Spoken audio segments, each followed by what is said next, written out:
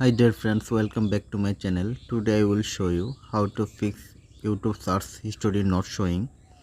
Okay, first go to your YouTube apps, tap on YouTube apps and tap on profile icon,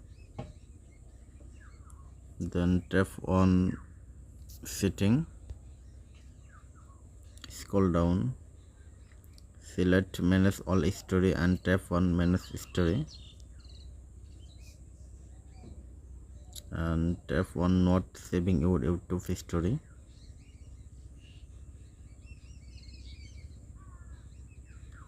Then tap on turn on.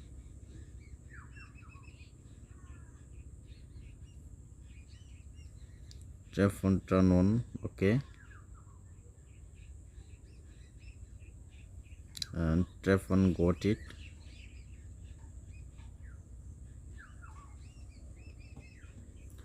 I hope solve your problem. Thanks for watching my video. Please subscribe my channel.